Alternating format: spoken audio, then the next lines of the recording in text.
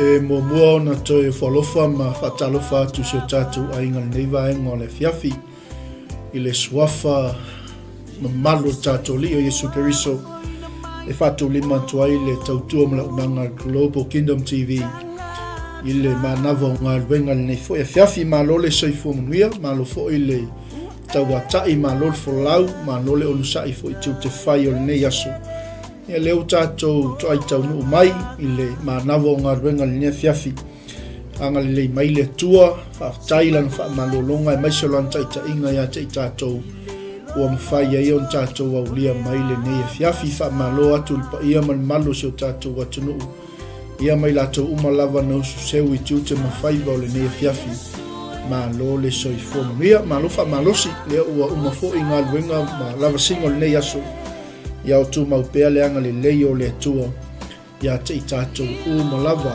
whaatalofa atu i le oi o le tala le lei ia o whaalupenga i so se mauta mi so se lawa i le nei vaenga o le fiafi whaamalo atu fo i lau tau pito la au te talo mo se manui o Samoa a inga nuu mai kalesia ia o whenga i aisi o tātou atu nuu ma so se whaiva whaamanuia tele le tua au whaingaluenga tofia le tua i so se whata whaitauranga ma lo te talo e le whangaloina le tapua inga na i o tātou tua asina sino le atu nuu ia lo la tau whaia le whaiva o tapuai a Paul Fala maula le ula wase manuia o Samoa ia maise o so se tau mawhainga ma lo whaftai atu neo tātou tamamtina matua ia i lau tau whaiva ma lau tau pito la au ia i le au ma le pō ma le au e tuina atu si o tātou atu no i lumo le nofo ali o le tua ina ia alofa ngia le whenga i ai o si o tātou atu no o maso o se tiute whata alofa atu po si o tātou ainga i lungo upenga te pailangi e lava smeolo e maua mai ai le tautua mla unanga Global Kingdom TV i whata alofa atu lau polo kalame Manai o le Manava o ngā ruenga mo oe i le nea fiafi malau ainga o se fiafi manuia o se fiafi o wha manuianga maua se teini tātou te whaalongolongo le whetalai mai o le tua ia te i tātou ai a le taulanga fiafi o oe malau ainga o se teime whaasoa mātua ma whanau o ainga ia a wā le atua whaivavenga whatalofa atu fo i tātou ainga i lungo penga te whailangi wō mapaanga le nei fo i au au nanga whaptoa fo i whatalofa i so se tautua ma so se au au nanga o lo tautua ina le atua malona finangalo ai whapea fo i so tātou atu no pele o Samoa malo lava le tau ata i nei aso e le whaangaloina lava nei a matou sponsors ia o lo whapena o na anga le leipea ma langoina le tuina atu o le tala le lei atu oe malo a inga e mai se foi o so se moto ma so se lao a tai lau tau malu na whai o lau tau pito la au ia leo foi mwhai ei o na au atu le tala le lei i so se a inga i lea taimi ma lea taimi i le aso ma lea aso vi ia lea tua se mel tātou whaamalo le tātou a inga o lo ua pale mai lungo le tātou tautua mla unanga le niwa enga o le fiafi ia whatalofa toi se to fine le ia anga le leia ngā lofa ma futa mai ma tone ma lo le soifua manuia ma lo foi le malua nei aso vi ia le atua ua whai uina ngā luenga whai o le nei a fiafi whatalofa atu foi sunga le toina ia le atinu ma lo fo mafulu ma lo foi le onsai yo whaiwa fola le nei aso vi ia le atua alofa tele mo e lauso 𝚟𝚒𝚍 whaftai tele le mafuta mai whamanuia le atua le ainga Teirini Palm whaftai tele le mafuta mai whatalofa atu i leusa au auna ia fowina tani elu talofa atu papa toe e le talitonunga ia o lea lava o loo mata ngofia le tau i au kilangi nei ma lo le soifua manuia Rosana Koro ia whaftai tele le mafuta mai ia whaamanuia fo i le atua le ainga Meka se kai whaftai tele le mafuta mai Piliati Maulio i ia le atua Savalinga afu whaftai le mafuta mai ia whatalofa atu i leusa au auna sunga le whawhengainga ia Salesa Siona ia ma le kalesia i Sydney, Australia i ia le atua alofa atu pasta ma alo fo i le ngalue a maise o le whenga iai ma ngā luenga o le fiafi pira lilo mai awa malo le soifua manuia whamanuia le tua le ainga utaya ana Alexa whakataitele le mafuta mai olo apu mai ava whamanuia le tua ia whapea fo i leusoa au auna ia o le sunga le ia Juliano le ilua whakatai uso le mafuta mai ia alofa tele mo le uso malo fo i le tautua tanu le uso ia Juliano ia o tautua inga si o tātou atanu e ala le tātou tautua malaunanga le Jano Production ia ia le tua malo whakatai manuia fo i o whaiva le fiafi alofa tele atu mo le uso male ainga a mosa vaito e lau no pele ngasu grey wha manuia le tua il mafuta male liva ainga o le fiafi ia whatalo whatu le uso ia Anthony Tanuwasa vi ia le tua ia o le sunga ia Ray Leo Tongi Pau whamanuia tele le tua le nea fiafi ia whamanuia fo i le tua i le sunga tamaita i pule a fui lima manuia fo i le visenga le nea fiafi alofa tele mo oe whapea fo i le sunga ia Luka po le fomai ia le tua se mau wasa whaftai tele le mafuta mai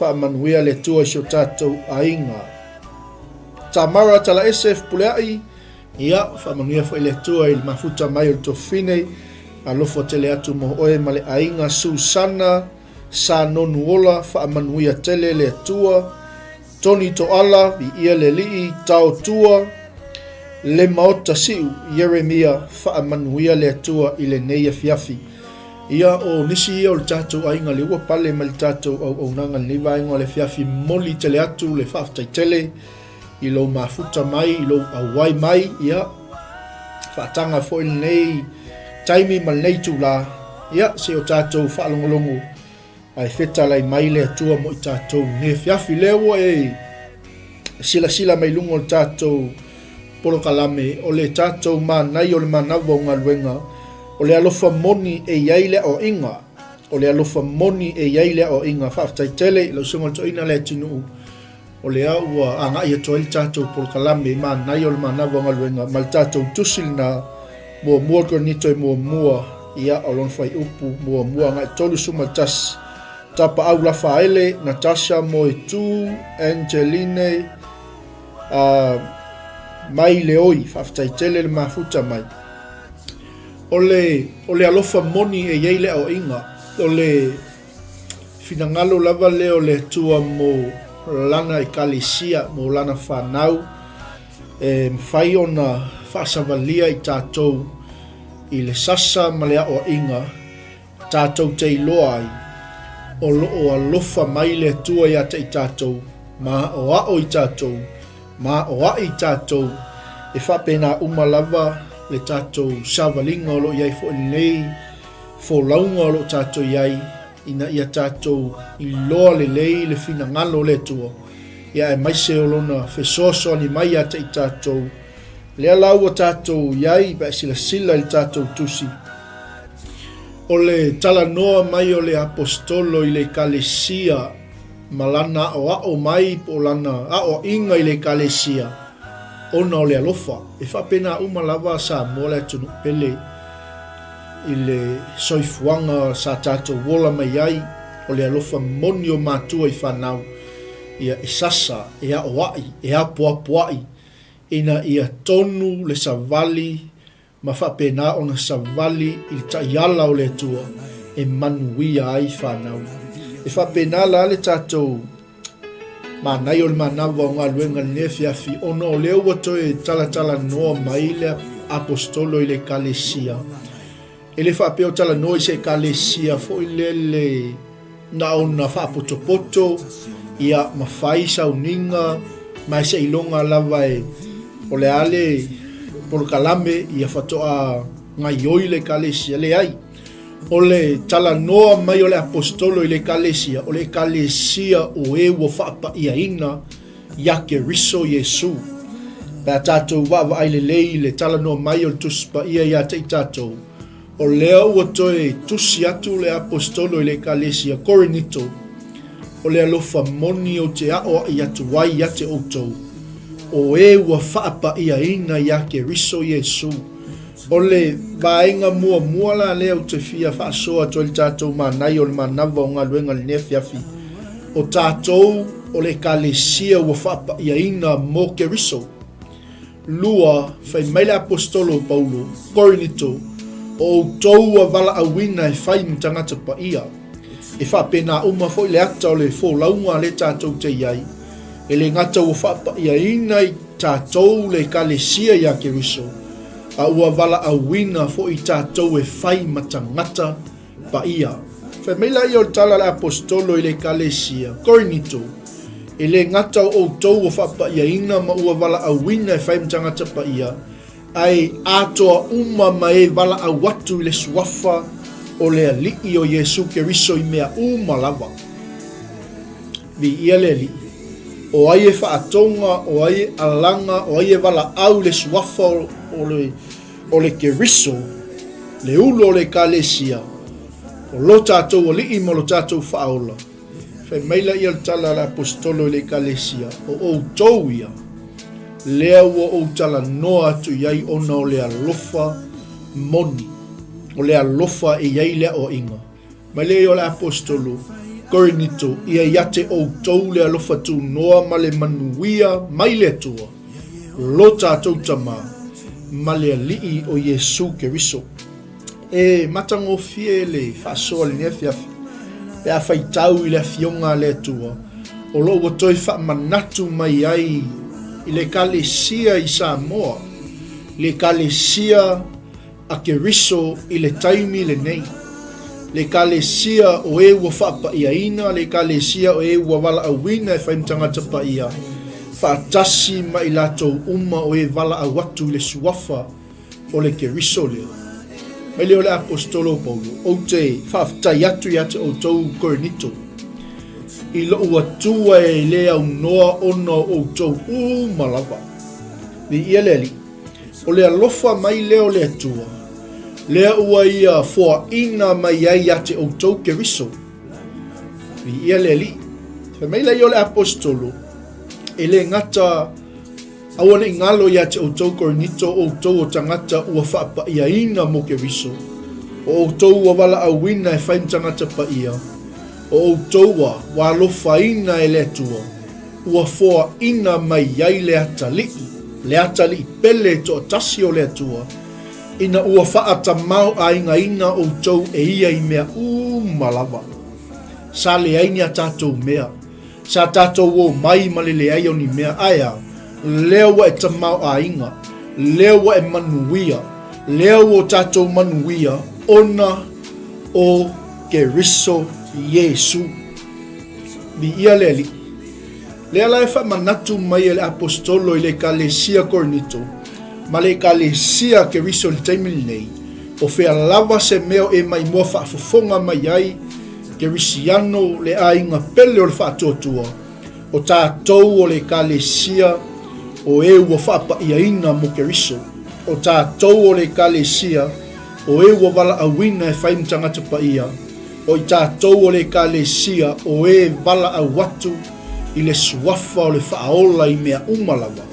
Whai mailo la i o le apostolo Paulo, a wao le alofa tu no le atua, ua ia foa ina mai ailo nā tali i pele to atasi, ina ia le whano se tasi e whaatuatua ia te ia, a ia maua e ia le ola e whaavavau, le manuia la lea, whai mailo la i o le apostolo Paulo, e kalesia Yesu, le te mai moma e whaafonga mai le whiawhi nei, ina ua whaatamao a inga ina o tau e ia i mea malava, sa o le iloa o se mea, sa le mawhai ona o tu i lumo o tangata, sa le mawhai ona o tau tala i se upu, e whaapena malava o e le Kerisiano, o tātou o e ua whaapa ia ina mo Keriso, ua wala awina e whaim tangata pa ia, lea ua whaatamao a inga ina i tātou e le atua i mea malava, whai mai lai o le apostolo, i le upu ma le poto malava, ni ia le alii, amene, si o le mele tātou te mita ai ono le wha unga a le atua o lo whapena ona wha ofuina i tātou. Ai teiloa, tātou te le maua le wha unga le atua pe a tātou le toto ngia le tau. Le ale wingo le tala, tātou to anga e whai tau le upua le atua, to anga e sa ili le upua le atua, to anga e whaafitai le nganga pa ia I mea lava. Amene. I ia leli. Ina ua whaatamau ai ngā ina o tau I mea I le upu lava ma le poto mai ake riso Yesu. Le ale winga o tala, e whaamau nia I le teime te moli mau ai, e whaamau nia I le teime te alu I lau tala inga, e whaamau nia I le teime te lua whaafsanga I ai ma le whaafitauli, e whaamau nia I le teime e o mai ai puapua ngā, e le aise mea e whaapena na tātou solo moli ai, ma tātou whaavaivai ai, ono I tātou o tangata ua whaapai aina mo ke riso, tātou o tangata ua wala awina e whai tangata pa ia. Vi ia leli. Amene. Ai whai taula il tus pa ia. Whai maila ia o tala la apostolo I le kalesia. O le mea lea ua o tau le matitiva I se mea e tasi. Ai sea, le anga o lo wha tali atu o tau le wha alinga o lo tātou walii o Yesu Keriso. Amene. O mea lava ia ma whaamanu yanga ia tātou te maua. Pe a whai tātou te tutu mau. Pe a whai tātou te sa ili le tua malona fina ngalo. Pe a whai tātou te whaamaoni le tua I tatalo. Whaamaoni le tua I lau ana pongi. Whaamaoni I lau taimi ma le tua. I ia le li. Whai maila I o le fionga le tua. O lea wau tau le matitiva I se metas. Au wao lo whaatali atu o tau le whaalinga lo tātou alingi. O Yesu Keriso. O le whaamauninga lea o le toia fio mai o le tātou tupu sinsili. E a vatu lana peli. E a vatu lana I kalesia. Whai maila I o le fionga le tua. O ia fo I le nā. Na te whaatu mauina o tau se ia o atu I le unga. Ina ia le aise mea e whaasala ina I o tau I le aso o lo tātou alii o Yesu Keriso. Amen. Pi ia le atua. O le mea leo tātou le matitiva I se mea tasi. Aua whaotamau a inga ina I tātou I le upu ma le poto lava ma ia Keriso Yesu. Aua o lo whaatalitali atu o tau I le whaalinga o lo tātou alii o Yesu Keriso. Amene. O le Keriso le nā. O le e alofa moni a te oi. O le na te sasa, o le na te aoai a te I tātou. Ina ia whaatu mauina I tātou se ia o atu lea I le unga. Amene leanga o le fōlaunga ma le tamo inga le tātou te iai. O le fōlaunga e iai a venga. O le fōlaunga e iai mawhatianga. O le fōlaunga e whapena o na iai puapua ngā ma whainga tā. E o mai le tofo ina o le tangata whaatuatua. Whai maila ia o le tuspa ia, ina ia le aise mea e whaasala ina I o tau. I le aso o lo tātou alii o Yesu Keriso. Amene. Vi ia le tua. E whaamaoni le tua. Le anga o ia ua wala awina o tau e ia ina ia mafuta whaantasi malona alo o Yesu Keriso. Le Keriso lea, wa whai maalii ma whaaola I lo soifua malo nei ola. Amene. O lena whaapaia I tātou. O lena wala awina I tātou e whai mtangata paia. Li ia le li, whaaftai le tua, e whaamaoni le tua. Amene. Hallelujah. O lana Galuega e le ngata o Keriso lea le tātou te whaatalitali e. O ia lea o loo whautua mo I tātou. Amene. O le ale meo te vai ai, o le ale meo te pau ai, o le ale meo te toi lalo ai. O le Keriso lea. O loo whaima whautua ia te I tātou. O loo whaima puluvanga. Leanga e iai lo tātou a. E iai lo tātou taimi. E iai le teimea, e o mai iai whainga tāma puapuanga, a o ia lea, na te whātu mauina o tau se ia o atu I lei unga, amene, ia tātou ono sai pea, ia tātou whātua tua pea, ia tātou winu pēa I whaingatā mati ngā o tātou whōlaunga. Leanga e iai le I unga. O ia lea na tea whaatu mawina o tau se ia o atu le I unga. Ina ia le ai se mea whaasala ina I o tau le aso tātou aliki o Yesu Keriso. O le atua wha maoni lina o lewa wala awina o tau. E ia ina ia tātou mafuta whaatasi malona alo o Yesu Keriso lo tātou aliki. Amene. O le a inga lea. O le moni leo le alofa o le apostolo no ese le kalesia. Na ia toe a o ai mai le kalesia. Ona o le alofa. E whapena uma soifuanga le tātou te iai. Ai vai atu I lau whanau o le a whanu atu. E te sasa, e te a o ai. Ona o le a. Ona o le moni o lo alofa. E whapena fo I la lea. Le ngā luenga le atua malona alo Yesu Keriso. Le ua whai I lana whanau po le kalesia le temini nei. O le ai oinga lea, o le au ngani mai lea o tuspa ia.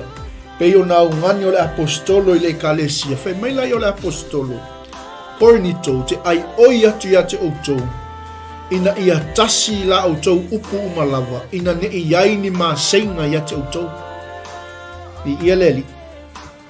Amene. E le ngata ina ia tasi la outou upu. Ina ne iai ni masenga ia te outou, a ia maupopo lava I le loto e tasi, ma le manatu e tasi. I ia leli. O inga tasi le loto, tasi le manatu, tasi le upu. I ia leli. I ia le atua. O I la tou, o lo o faa tali atu I le aso, o lo tātou alii, o Yesu. Ke risila fia lea le apostolo. E o le misa I tono le kalesia, e iai maaseinga I totono le ngaluenga. E iai le whewaiwai inga I totono le ngaluenga. Pe a le ai se mataala I le kalesia, ma latou I loa o I latou o e ua whapa ia ina mo Keriso. O I latou o e ua wala awina e whai matangata pa ia. Mi ia leli, ina ia tasi la outou upu, ina ne iai ni maaseinga ia te outou. Aleluia. A ia maupopo lava I le loto e tasi. Male manatu e tasi. Vi ia leli. Vi ia le tua. O le toi whafangu lea ma le tutu la au atu al tātou por kalame le fiafi. O le alofa moni e iai lea o inga. Ina ia tasi la autou upu malava. Ina ia tasi le loto. Tasi le manatu. Ina ia aua ne iai se mea e tau salaina ai o tau I le aso Keriso. Amene. Wa mataona iai lea.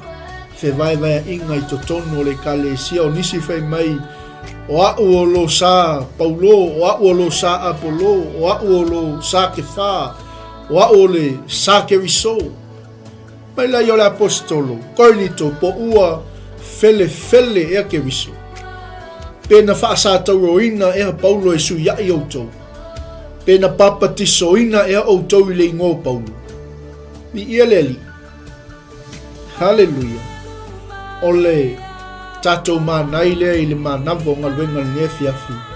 Ina ia awane I ngalo ia te I tātou o I tātou o e ua whaapa ia ina mo Keriso. O I tātou o e ua wala awina e whaimtangata pa ia. Ina ia le ai se mea tau sala ina I tātou le aso Keriso. I ia leli. Pea tātou whai tau I upo ala apostolo. Po ua fele ea Keriso. Na whaasa taro ina ea outou Keriso ona outou sa Apolo. Na papatiso ina ea outou sa Paulo. I le ingo, Paulo po le ingo. Hallelujah. Po le ingo kefa. I ia le atua. Pei maila I o le apostolo. O te whaafetai atu I le atua. A wae le o au na papatiso ina outou. I ia le li. I ia le atua. Pei mai aise alme wa mention le apostolo le melia. Pei maila o le apostolo. Ina ne I whai mai se tasi wa o papatiso atu I lo nei ngoa. I ia le li. I ia le atua, na iei tangata na papatisoina e Paulo. Na iei tangata na papatisoina e Paulo. ai fai mai le tala le apostolo a waile I a wina mai yau e keriso e papatiso a ia fola atu le tala le lei e le o le pota I upu ina ne I wha lea o ngā ina le sa tau o keriso Pai waile le manai o le apopua I me o le apostolo pau mi ia le li mi ia le atua o fele e le keriso Aleluia na wha sa taroina ea Paulo e su ia I outou pena papatiso ina ea outou le ingo Paulo ne ai mi ia le atua e tasi il baptisonga tasi le ingoa na papatiso ina ai tatou o le ingoa o lo tatou whaola o Yesu Keriso mai leo Paulo mi ia le li a waile I a wina mai a e Keriso e papatiso a ia fola atu le tala le e le o le pota I upu ina ne I wha lea o ngā ina le sa tau o Keriso Aleluia Li ia le li o le alofa moni e iai le o inga o le alofa moni e iai le sasa o le alofa moni e iai le apo o inga Li ia le atua o lea ua toi wha manatu mai a te tātou mai la ia o le tala tus pa ia mai le whai upu le suma le walu ngai lau mai le apostolo Paulo le kalesia a wao le mata upu le sātau o le valea le ieo malaia a o le mana o le tua ia tei tātou ua whaa o laina kai sila le whai po suma le walu e leo se upu se perfecta e leo se upu se whai fe au e leo se upu se whai evangelia e leo se upu se tangata o le upu a le fionga pa ia le atua a wao le mata upu le sātau o le valea le ieo malaia a o le mana o le atua ia te I tātou ua whaa o laina o talia Yesu e whai mali I mawhaola I lau soifua whai maila I o le tala apostolo I a Korinito a wau atusia o te wha umatia le poto e popoto ma o wha lea o ngā ina le ata mai o e ata mamai le wha unga lea le atua e te nei ai mea uma e te nei ai le tangata poto e wha maina le tangata malosi li ia le atua li ia le li e ese ma le wha maoni o le atua pe o la le apostolo li ia le li ia le atua te lea luatu ia te outou Korinito I le poto I upu ina ne I o wha lea o ngā ina le sa tau o Keriso li ia le li Haleluia a waia e le a wina mai au e Keriso e papatiso a ia fola atu le tala le lei e le o le poto I upu ina ne I wha lea o ngā ina le sa tau o Keriso a wao mta upu le sa tau o le valea lea ieo malaia a o le mana o le atua ia te I tātou ua whaa o laina ia le li matango fiel tātou Manai le fiafi le anga o le poto mai le atua ma le alofa moni mai le atua e te tautala I le tangata I le mea moni e te a I le tangata I le upu moni e te tala noa I le tangata I le mea o finangalo I le atua ia le atua a le wha maunia I upo le apostolo Korinito o te a wau te a wha umatia le poto o e popoto ma o wha lea o ngā ina le ata mai o e ata mamai o whea la o iei tangata poto o whea o iei le tangata e whai mai e na te iloa mea uma ni ia le li o whea o iei le whilinga o le neila lolangi e le ua a vea e ale atua le poto le neila lolangi mavalea amene le o tātou sila le nei vai tau o soifuanga o lo tātou iai o le o tupu fofuanga mamana le atua ma mea na whaia e le atua a le ua wha lea o ngā ina e le ata mai o tangata whamela I o Paulo e le ua a vea e ale atua le poto le neila lolangi mavalea amene a wao le poto le atua ina ua le iloa e le atua I le lolangi I lo lato poto amene Haleluia A tonu pe le longo malia I lau whaafonga a ese le manino le upua le tua. E le ua avea ea le poto le neila lolangi mavalea. Le fionga lea le tua. A wao le poto le tua. Ina ua le iloa le tua e le lalolangi I lo lato poto. Praise the Lord. Mele aua e te wha maulunga. Aua ni o tatou wha maulunga pe aua tatou iloa mo tatou maua le poto mai le atua. Le anga o le poto, o le poto, o le poto mai le atua. Amene. Ua fina ngalo I ai le atua. Ia wha o laina I le valea o le tala inga a e ua wha tua tua. Amene. Ia le atua. E la taimi foi e pe e va ai maua lalo le to tele o tangata ile mea whainga luenga I wha ngai le tu. A le manino I le fesoso ni mai le alofa monio le apostolo I le kalesia. Na ia whai mai ai e le ua avea ea le atua le poto le neila rolangi mavalea. Aisea leanga o le poto le atua ina ua le iloa le atua I le lalolangi. Aisea ono lato poto. Amene. Hallelujah. E le stangata e maua lo poto ngalo le atua. E le stangata e maua lo mea ngalo matua.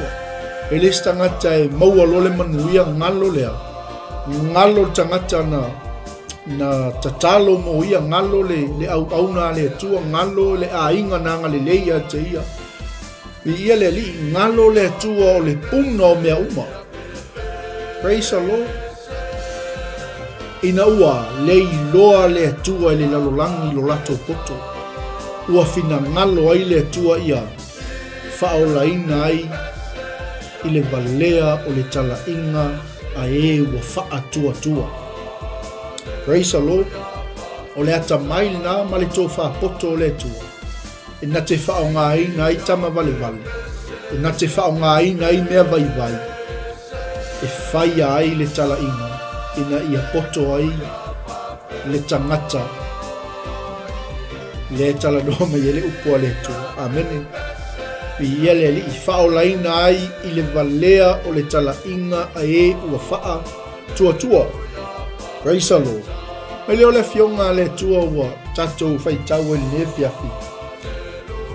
O le whailonga lea wa au mai e le tuspa ia mo I tātou peona ave le apostolo I le kalesia. O loo wa saili tangata I le poto. Amene. O loo saili tangata I le ata mai. O loo saili tangata I lea mea ma lea mea ma lea mea ma lea mea. Alfe sili mo I tātou. Le ale mea le te saili. Hallelujah. Amen. Ia tātou sa ili le fina ngalo le tua. Ia le li. A tātou woi le upua le tua. Taime o le au iutaia, taime o le au eleni. O lo wha pēnaona. Whai mai le tala le tuspaia. A wao lo whai mai iutaia se whailonga. Ma eleni o lo sa ili la tau le poto. A whai mai le apostolo Paulo ia Korinito. A oi mātou, o mātou tala I atu ia ke riso na whaasātau oina. O le mea ia, e tau sua I ai utaia. Ma le mea e valea I le manato le eleni. Wow. Amene. E mai tala le apostolo Paulo. Ai peitai oi mātou, o e wa vala awina. O utaia a toa ma eleni. Ua fai ke riso ma mana o le atua. Ai maua ke riso, wai maua le poto. Ai maua ke riso, wai maua le mana. Ai maua ke riso, wai maua le manuia. Ai maua ke riso, wai maua le atamai. Ai maua ke riso, wai ate oe le matau I le atua. Ai sea, a le fai mai ai I. A oi mātou o e wawala a wina. O iutaia I le ngata ua na o nu ese. A o iutaia a toa ma e leni. Ua fai ke riso ma mana o le atua. Ma poto o le atua I a te I latou. Haleluia. Amene. O ua wala awina e whai mtangata pa ia. O ua wha pa ia ina mo ke riso. Ni ia leli. Ua whai ke riso ma mana o lea tua. Ma poto o lea tua ia te ilatou. Wow. Lei te o upo la apostolo. Whai mai a wao le poto o lea tua. Ni ia leli. Ua sili kusole o le winga o tala la apostolo. Awa o le valea o le atua sili lo na poto i tangata. E whafonga le upo la apostolo. Le fionga le atua. Awa o le valea o le atua sili lo na poto i tangata. O le vai fo i o le atua e sili lo na malosi i tangata. Ni ia leli. Ni ia le atua. Wha manatu mai le apostolo pou. A wawo utou I loa lo utou wala awina korinito. O lo walofa moni ate utou. Wa ofa ai loa to ai mea nei ate utou. E le to atele o e popoto I lale tino. E le to atele faipule o alii ai peitai ua filifilia e le atua mea valea le neila langi. Ina ia wha maina e popoto. Ma mea vai ale neila langi o filifilia e ia. E wha maina ai mea malolosi. Praise the Lord. Hallelujah.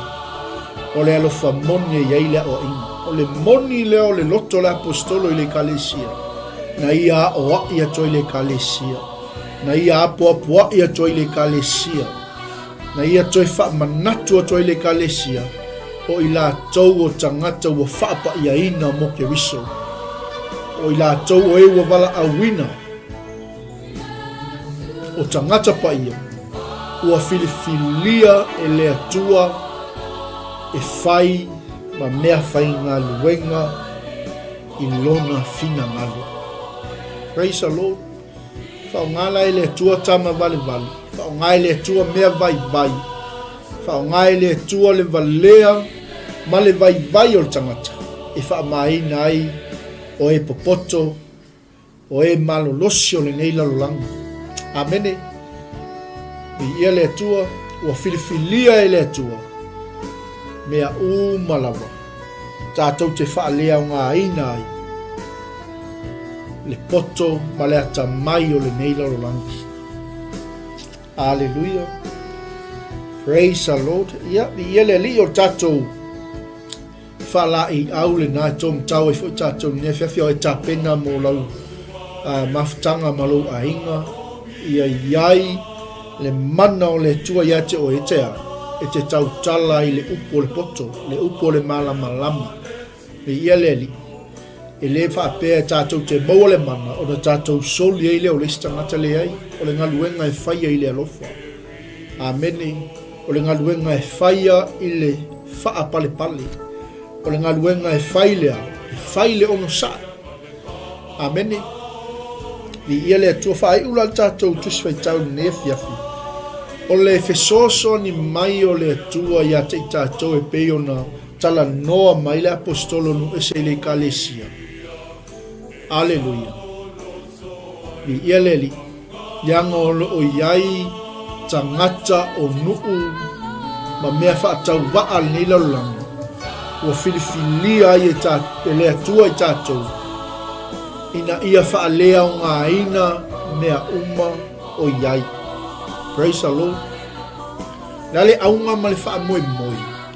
O le alofa moni e iai le sasa ma le o ina. Whai meila I o le apostolo Paulo I le kalesia. Korinito. Ina nei mita se tangata e to atasi o na luma. I ia le li. A ua fua mai a te ia. Ona iai o tou ia ke riso Yesu. Aisea. Leanga o leua a vea mo I tātou. Le poto mai le atua. O le ami o tonu fo I male pa ia. Male faa o la tanga. Ina ia faa pei o ke riso le mana o le atua. O le mita. Ia mita o ia I le li. Amen. Tātou uma na wala uina I finangalo pa ia o le atua. O le na filifilia I tātou, o le na whaatangaina lo tātou vai mo lo tātou walea. I le tala inga ai whaatuatua, e whaolaina ai le lalolangi. Amene. E whaolaina ai le tangata o mana o mia le fisoasoangi.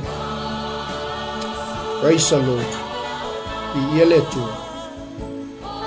Awane ngalo ia te oe le mana o le sa tauro ke riso. Awane ngalo ia te oe le mata upu o le whaolatanga ke riso. Le anga o ia o le na wala awina I tātou. Tātou te oi utaia, tātou te oi elengi, tātou te oi nu ese. Ina ia tātou wa, ina ia tātou whai ke riso ma mana o le tua, ma poto o le tua ia te I tātou. Ni ia le sele mana ia o upo le apostolo o waolea, valea o le tua sili lona poto I tangata. O le vai fo I o le tua e sili lona ma losi I tangata. Praise the Lord. Amene. Ia whamanuia le tua I lo mafuta malinea fiafi. Manai o le Manava o Galuega ina ia tātou whaumatia le poto o e popoto. Ma whaalea o ngā ina le ata mai o e ata mamai. E mafua mai whea. Ina wea tau fi maule upu. Pe ona whai mai le apostolo Paulo.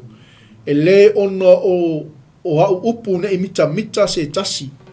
Ina ne I o whaalea o ngā ina le sa tauro ke riso. Aisea, leanga o le mata upu le sa tauro. O le valea le ie o malaia.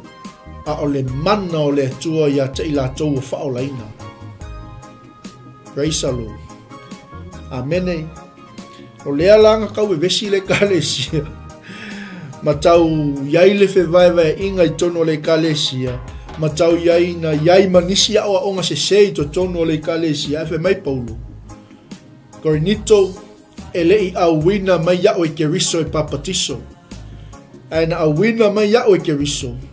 Ia fola atu le tala le lei. Ele o le poto I upu. Ina nei whaalea o ngā ina le sa tauro o keriso. Amene. Vi ia le atua. Ia whamanuia le atua ia te oisa mo le atunu pele. Le neiva enga o le fiafi. Whaftai le mafuta mai, whaftai le whafonga mai. Whaftai fo il whatangaina o lou tangata. Ia awale upu whaawina le atua. Ia whaima taiala I lo tātou wholaunga e maise o le tātou wola whaalwhātua. Le anga e whai mai leo ngani male ai oinga le apostolo ona o le alofa.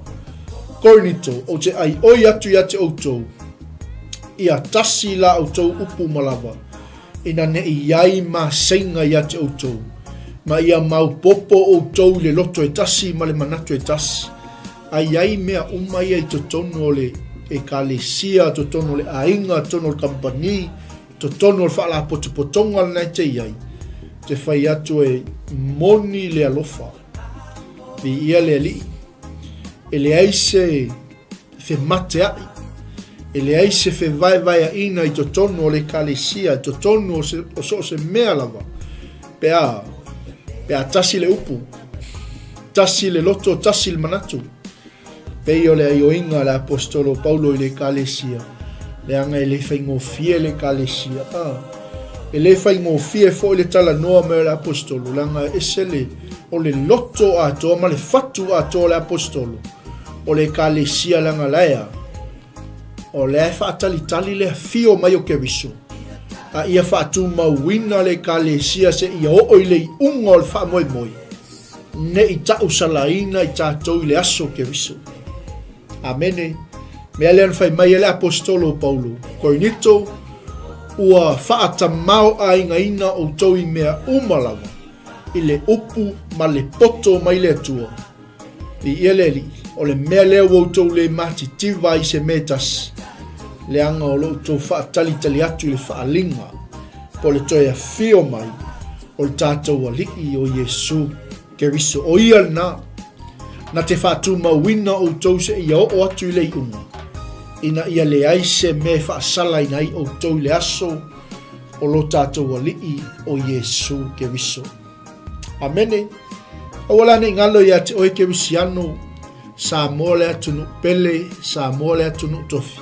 O i tātou umalava, o le kalesia Keriso. O e ua whaapaia mo Yesu Keriso. O e ua vala awina e whaimtangata pa ia. Whaatasi mai lātou o e vala awatu i le suafa o Yesu Keriso. Kia tātou manai nā Manava o Galuega, o le alofa, e le eise fefe, o le alofa, e iai lea o inga, e tala noa i le upu moni, e tala noa i le mea moni, e tala noa i le mea o loo fina ngalo i iai lea tua. Ia, whamanuia mai lea tua le nivaenga o le fiafi, sa mo lea tunu pele, o le tātou manai nā o Manava o Galuega, anga le mai lea tua, wha atoa se mea o le atoa, wha malamalama se mea ua wha pena ona le malamalama le ne fiafi. Ia iai le anga le leo le tua iate o tō umalava, ai mo le teimi nei o te whaamanuia atu si o tātou ainga, ma whapena o na manu e tele, te whianga iai ma Galuega fwe o ne fiafi ia i lātou lea ua anga i atu i Galuega le ne fiafi, ia nisi leo mapu mai Galuega le nei pō, ia manu e tele whai ngā malo longa le ne fiafi, tātou pokalame o lo so mai o tātou taulanga fiafi, tātou la ai al tupu, ia on tātou malo loa i fwoi lea matau alunga al tātou au nanga le nei aso. Ia manu te leina o tau whaiva sa moa, ia au auna o lo tūntangiolo, ia manu ia tele o tau whaiva fola o le tala lei, whamanuia le tua, me ia tau nei o lau tau au auna, Pastor Mike, ia leanga le lei o le toi mea, ma le ase upu, whaangalua tau i papa i lau whaafonga, ia e matua atu sa moa i lau titi whaitama, ia o te talitonu o tātou Manava e tasi il whaotanga e oi mā ngalo ai se ma se whaale tonu o lau tau au auna a ia whaamanuia tele le tua le ne fiafi tātou tue whila i laso ata e au ia ilona taimi masani il tātou polkalame Manai o Manava o Galuega a ia whaamanuia tele le tua i so tātou a inga ia i lātou umalava lea ua pale mai il tātou au nanga le ne fiafi whaamanuia tele le tua tamā anga le leile anga iato si o matou a inga i mota malawa, mai se i lātou leua anga iato i whale whai Galuega. O a mea uma le lii o lo o matou ngā lulua e le neia fiafi, wha a wawe o nganga pa ia na matou wholaunga. Wha tanga le tua, whai totoa o matou loto, se i unu whale mai ai le tua la upu wheta lai mo i matou le neia fiafi, e ia matou maua le tua le manuia o lo e fina ngalo ai i mātou lau whanau. Wha mangalo i mātou ne fiafi toto Yesu lo mātou li i. Ameni. Ia, wha mani tele le tua le ne fiafi sa mole atunu pele, manu tele ina o tau whaiva soifua ma ia manuia.